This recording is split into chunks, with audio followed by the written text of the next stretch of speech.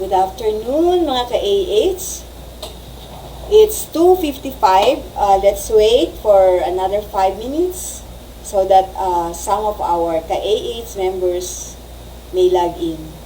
So, yesterday was Kung Hei Pachoy. So, do we have Chinese here? Please give me a thumbs up if you celebrated Chinese New Year yesterday. Type in C if you are Chinese. Kung Hei Pachoy. Did you get fat from the food that you had? Sumptuous New Year celebration food. So, we will start in 4 minutes. I just log in early because I'm so excited. I'm so excited to meet with you again. It's our second Facebook Live, and I hope that it will be fruitful and beneficial for all of us, not only for you but also for me.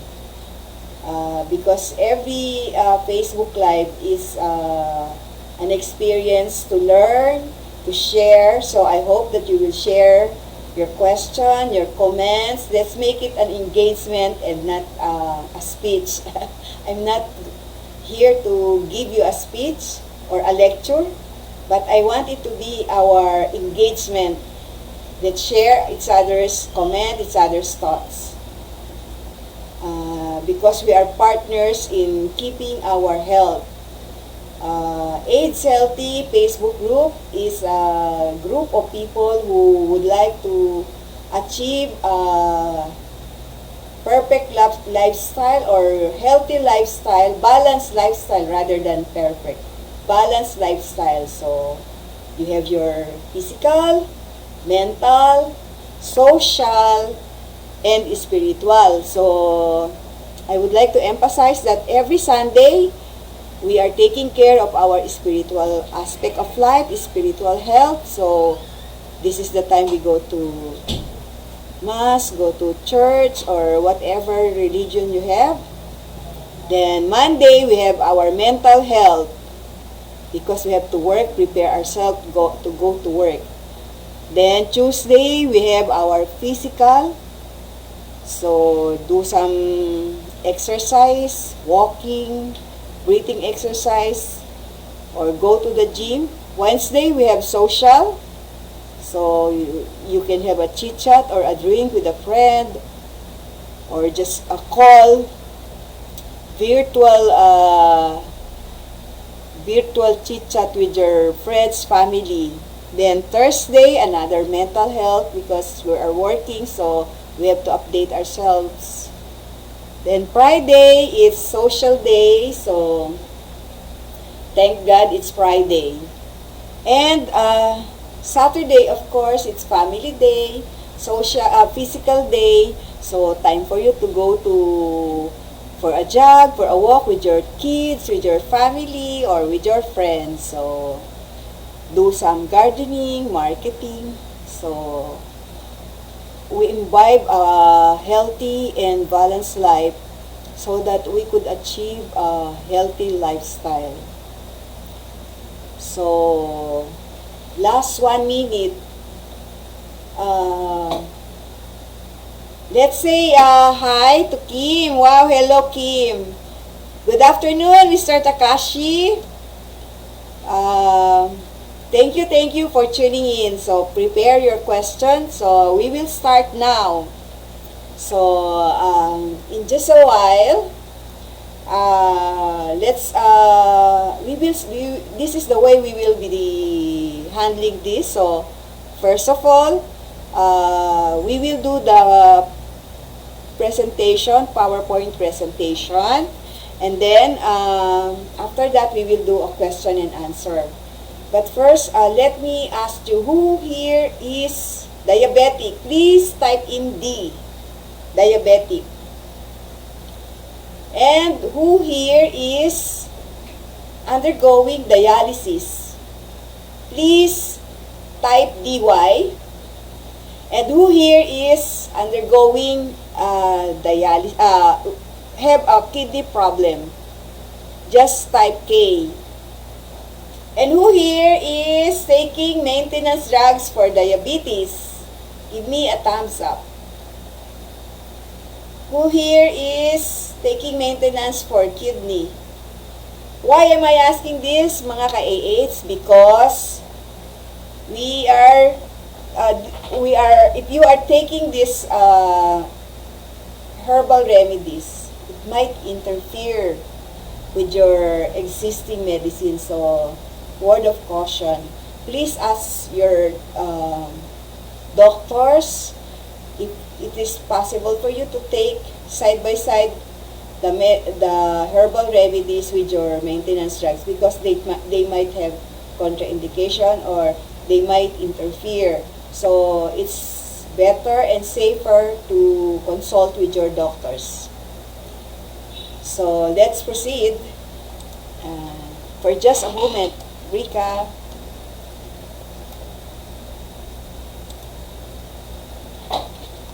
So, welcome to our AIDS Healthy Weekly Facebook Live. This is our second.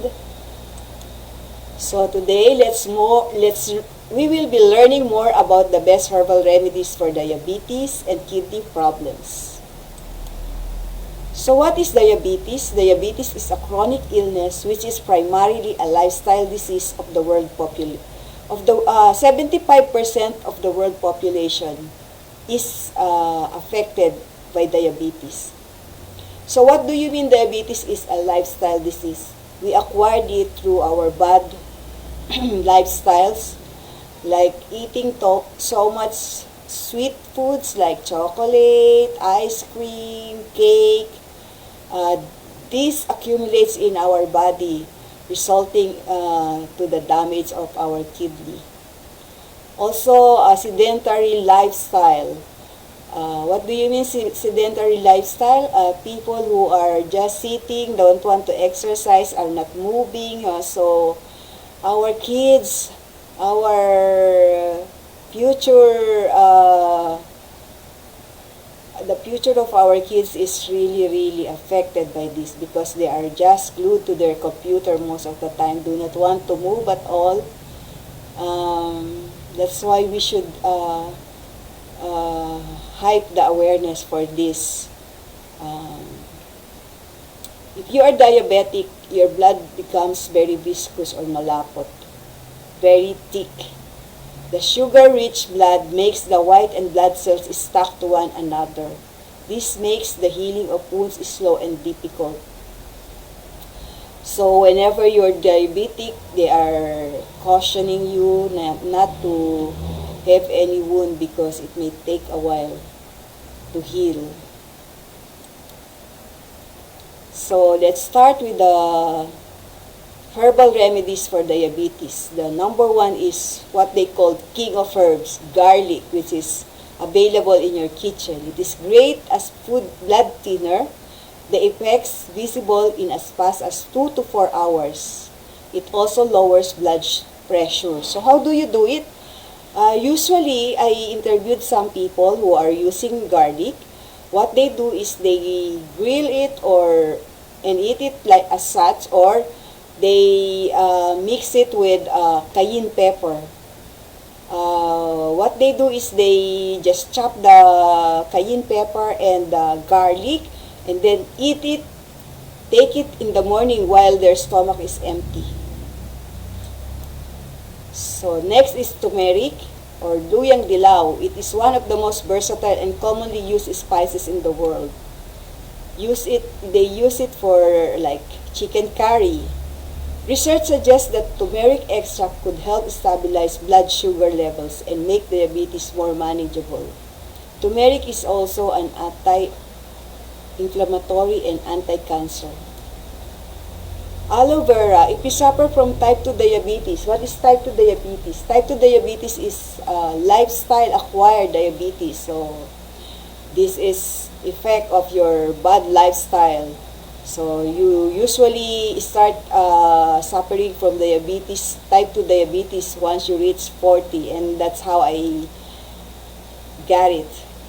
I had my diabetes when I started my diabetes when I was 40. You can regulate your blood sugar levels by simply ingesting 2 tablespoons of aloe vera or pulp extract daily. So how do you do it? You can either blend it, juice it, or just grind it. Insulin plant. The leaf of the plant helps in producing insulin. That's why it's called insulin plant. They control the blood sugar levels of our body. The levels of insulin plant the leaves of insulin plant contain corosolic acid, which helps to generate insulin, thereby treating diabetes.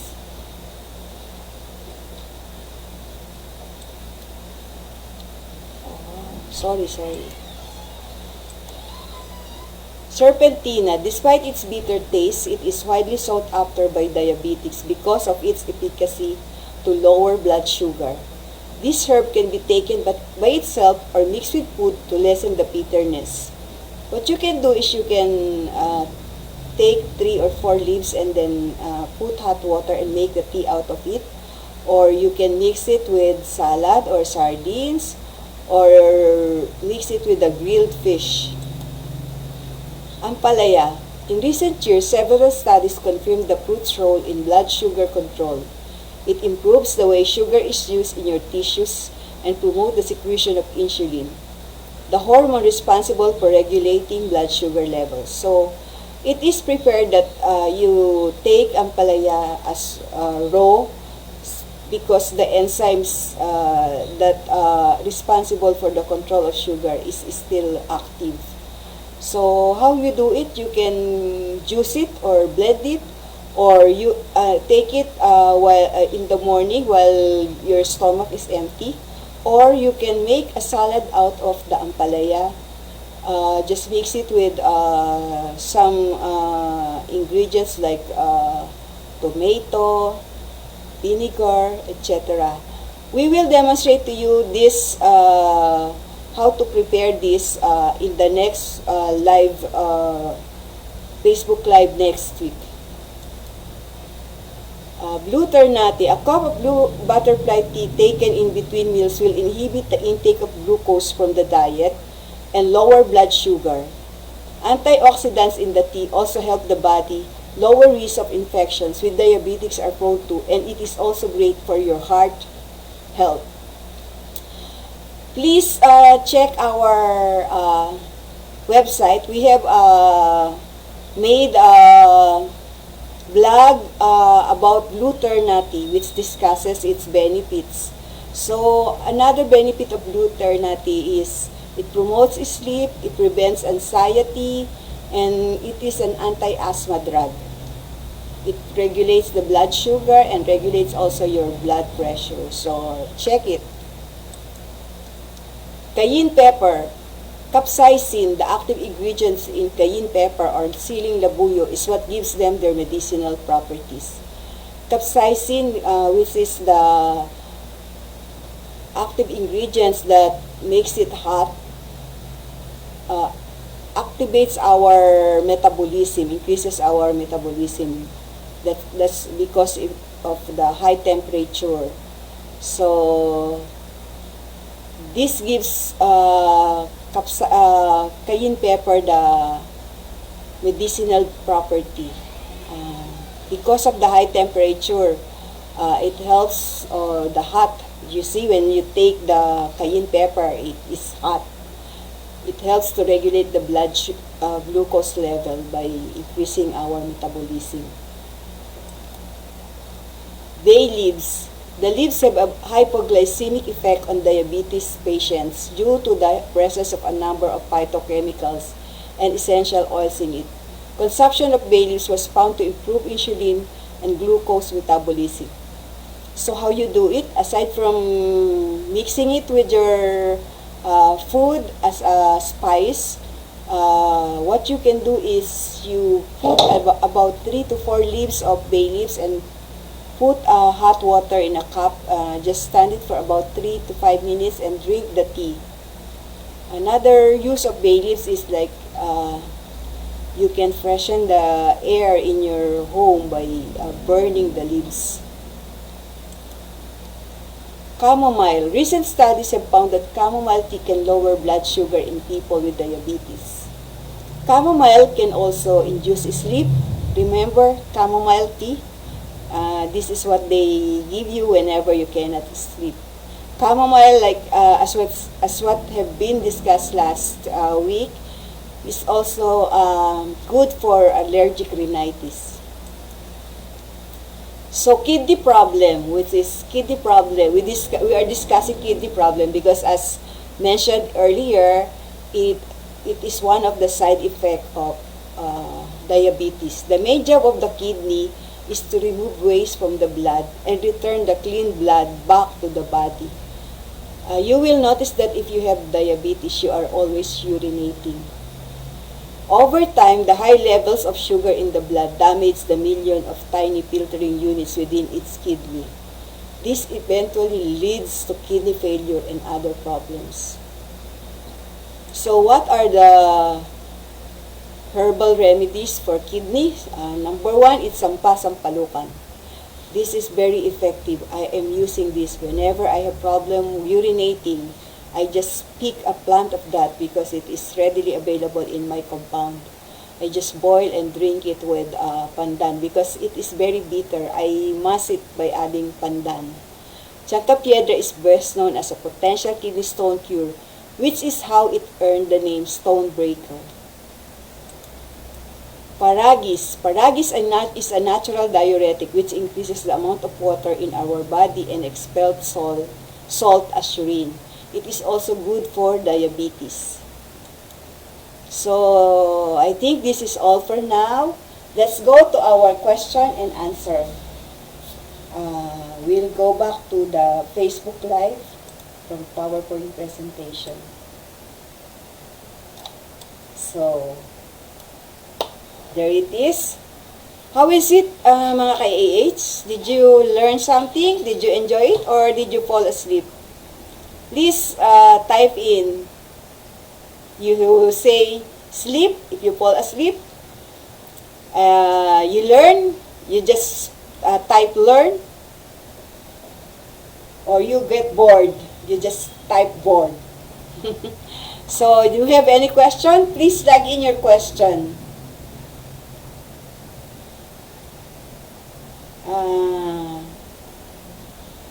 Mr. Takashi, do you have any question? Kim, do you have any question?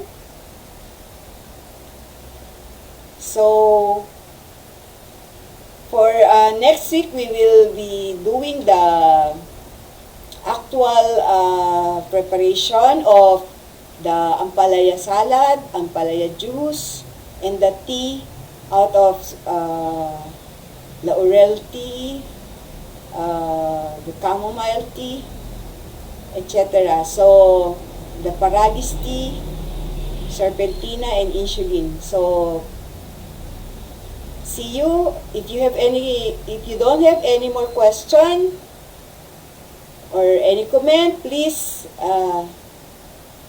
we'll just see you next week, same time, Saturday next week. So, what date is that? So, I would like to greet Riri, Charles Isguera, Geraldine Jimenez, Miles, Glenda, oh, Vicky. Oh, she has a question. How often tea should be taken? For example, the laurel tea, I take it morning and evening. And for the sampasampalukan, the same thing, morning and evening. And for the blue ternati, after meal, I take the blue ternati. Hi, Siren Nasordip. FJ Lapera, hi!